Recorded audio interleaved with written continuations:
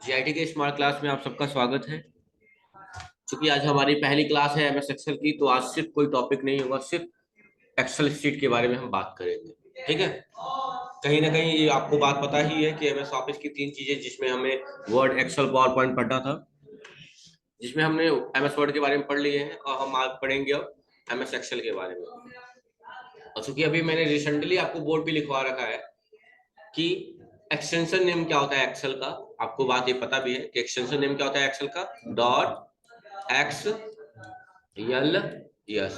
और रिसेंटली में क्या हो रहा है कि क्या लग जा रहा है, यक्स लग जा रहा है। ठीक है, याद रखिएगा।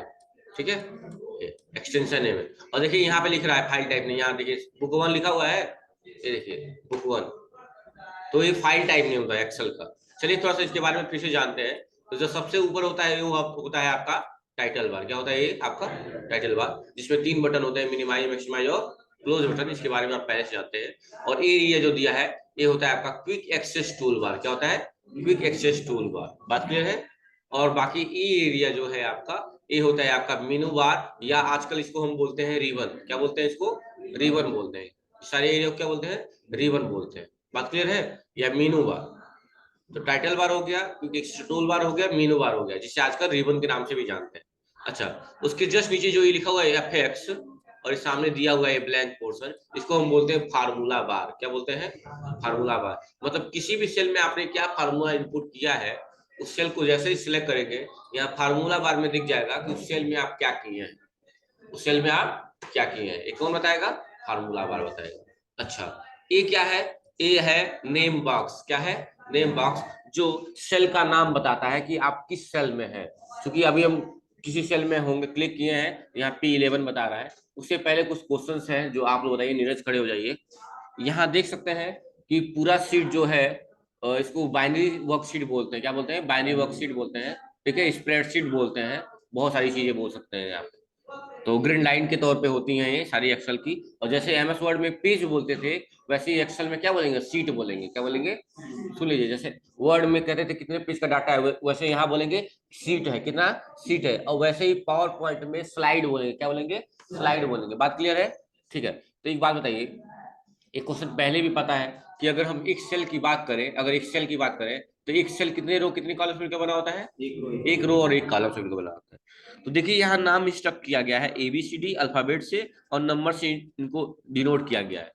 तो आप सिर्फ इतना बताइए कि अल्फाबेट्स क्या इंडिकेट कर रहे हैं और नंबर्स क्या इंडिकेट कर रहे हैं। कौन रो को इंडिकेट कर रहा है, कौन कॉलम को इंडिकेट कर रहा है? अल्फाबेट ABCD और रो को इंडिकेट कर रहा है। हाँ, ठीक है। बगल में ऐसे सब लोग बताते जाइए, अपना अपना ओपिनियन दीजिए, खड़े रहिए बगल में। ABCD क्या है और नंबर क्या है?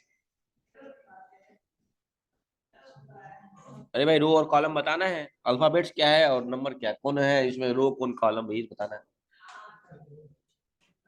बताइए।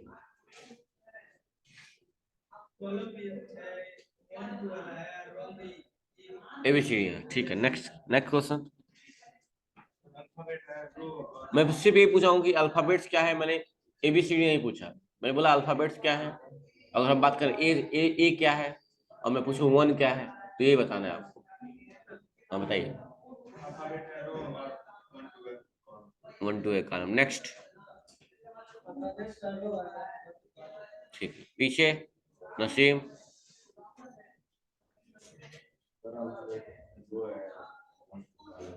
ठीक है, नेक्स्ट। हाँ, इस पता नहीं कि इस ऑप्शन से बहुत चिढ़ है मुझे, यही वाला ऑप्शन जो कहते हैं आप अपना ओपिनियन दीजिए, आपको क्या बताना है।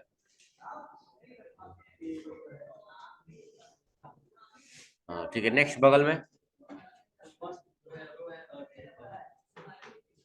वन रो है और एक कॉलम है। ठीक है, नेक्स्ट।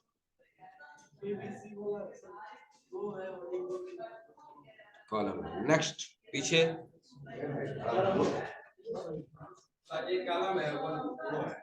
हाँ, नेक्स्ट बताइए।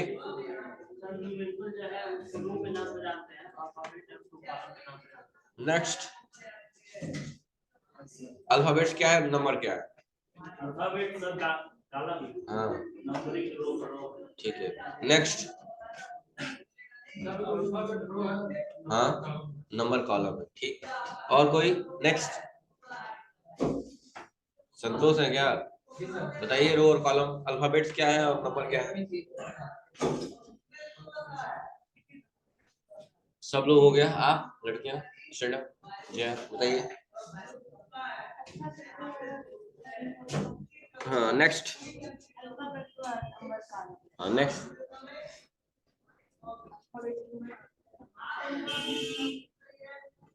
जो कहे हैं अल्फाबेट रो है वो बैठ जाए। जो कहे अल्फाबेट रो है, ये मतलब ABC का मतलब रो है, वो बैठ जाए। जो बोले हैं रो है। हाँ तो रोज, हाँ जो रो, अभी तो रो ही बोले थे, बैठ जाइए। और जो कहे ABC जो अल्फाबेट से कॉलम है वो खड़े रहे। कितने लोग हैं खड़े? वेरी गुड, आप लोग बैठ जाइए, बाकी सब खड़े हो जाए। अब बाकी सब खड़े हो जाइए। तक खड़े रहो, तुम बैठ जाओ। तुम भी तो गलत ही बताया था भाई। बात नहीं, अगर मैं कहूँ ए चलाइए, ए को चलाइए, तो ए कैसे चलेगा? नीचे चलेगा कि बगल में जाएगा नहीं, क्योंकि बगल में तो कोई किसी का घर है, तोड़ेगा थोड़ी। ए को चलाना हो, ए कैसे चलेगा? ऐसे चलेगा, मतलब ऐसे चलेगा। और ऐसे क्या होता है बच्चों? ताला में दोनों है। अच्छा, वन क्या है? वन है, वन को चलाएंगे तो कैसे चलेगा?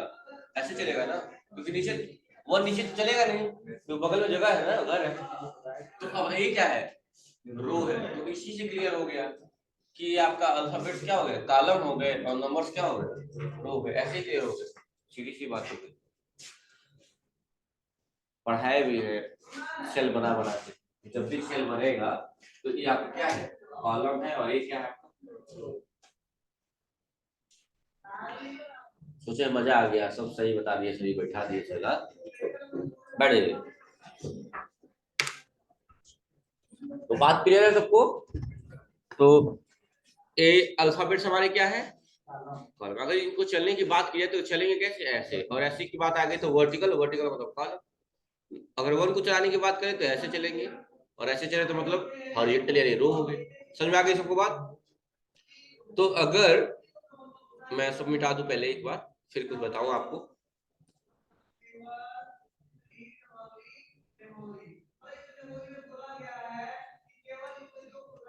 अब समझिएगा, जैसे मैं यहाँ क्या करूं, पहले वाले सेल को सिलेक्ट कर लिया मैंने। क्या कर दिया? पहले वाले सेल को सिलेक्ट कर दिया मैंने। कर दिया सिलेक्ट। अच्छा, यहाँ सिलेक्ट करने के बाद ध्यान से सुनिएगा मेरी बात, ठीक है? ध्यान से सुनिएगा मेरी बात, मैं क्या बोल रहा हूँ। यहाँ क्या बता रहा है? A1 बता रहा है। यहाँ पे क्या बता रहा है? A1 बता रहा है। A1 का मतलब क्या है? यहाँ A1 लिखा हुआ है। A1 का मतलब क्या है? यही बता रहा है कि सेल का नाम, मैंने कहा इस सेल का नाम बताता है। इसका मतलब ये बता रहा है कि आपका लोकेशन कहाँ है, आप किस सेल में है। तो बता रहा है कि आप ए कॉलम में और फर्स्ट रो में है। जहां कभी भी A1 AC जो भी लिख रहा है, AB सॉरी A1 या B1 या B10 जो भी लिख रहा है, उसका मतलब ये होता है कि जो भी अल्फाबेट्स होते हैं वो कॉलम को इंडिकेट करते हैं, और जो नंबर्स होते हैं वो रो को इंडिकेट करते हैं। तो नेम बॉक्स क्या करता है? आप जिस सेल को सिलेक्ट करेंगे उस सेल का नाम बताता है। इसीलिए इसको क्या बोला गया है? नेम बॉक्स बोला गया है। क्या बोला गया है? नेम बॉक्स, ताकि हमको पता चल जाएगा हम किस सेल में है। जैसे बताइए, मैं यहाँ सिलेक्ट कर दिया, यहाँ क्या, वहाँ क्या बता रहा है? बताइए। हाँ, P4 बता रहा है। तो ये पता चल जा रहा है हम पी कॉलम में हो गए और चौथे रो में। और अब क्या बता रहा है? A1 बता रहा है, यानी कॉलम कौन सा? ए, और रो भी ए। तो मतलब यही है नेम बॉक्स, जो क्या बताता है? नाम बताता है, सेल का नाम बताता है कि आप किस सेल में है। और एक्सेल में और ट्रिपल सी में क्वेश्चन पूछा जाता है यही, कि पहले सेल का नाम क्या है। तो फर्स्ट सेल का क्या नाम है?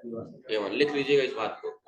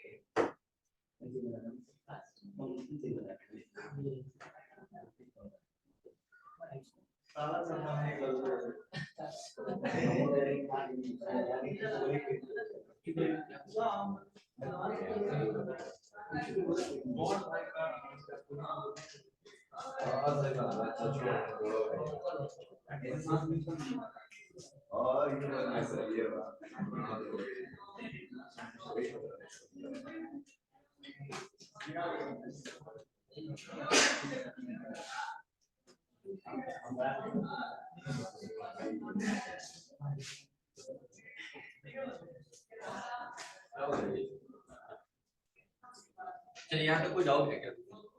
बात क्लियर है सबको? सिंपल सी बातें थी एक्सेल के बारे में, ठीक है।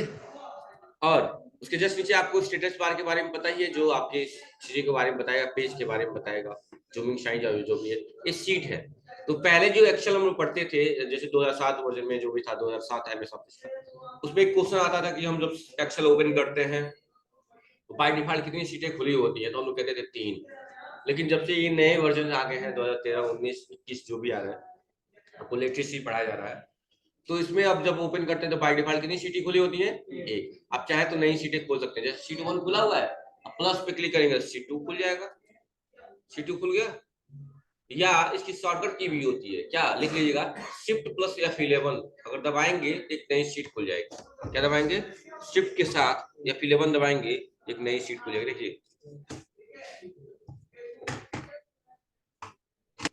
3 सीटें खुल गए।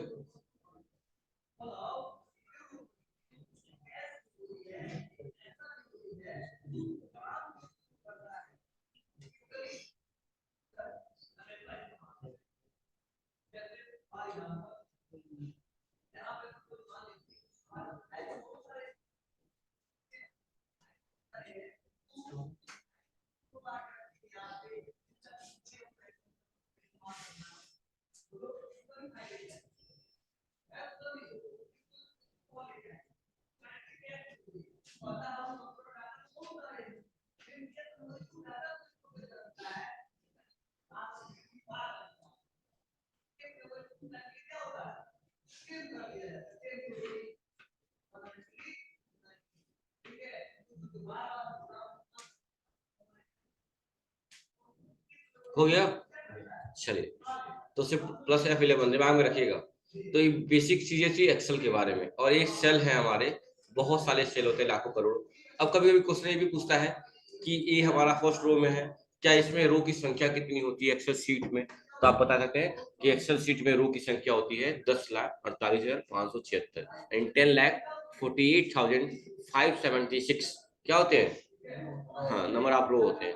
चेक करना है कि नहीं हमें लास्ट रो में जाना है, तो कंट्रोल के साथ डाउन एरो दबाइए। देखिए लास्ट रो में पहुंच गए। 10,48,576 रो होते हैं। 10,48,576 क्या होते हैं? रो। और कॉलम की संख्या जो होती है, अब चूंकि कॉलम किस में बता रहे हैं, अल्फाबेट्स में बता रहे हैं ना, तो अल्फाबेट्स में होते हैं XFD होते हैं। कॉलम की संख्या भी लिख लीजिएगा XFD। अगर नंबर में इसको एक्सप्रेस करें तो अप्रॉक्स 16,384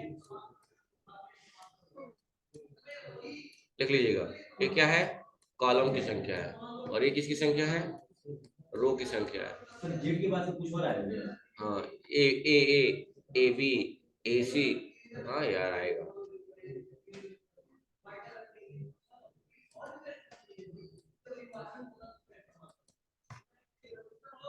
देखो YZ A B A C A D, फिर से ABCD स्टार्ट हो जाएगा।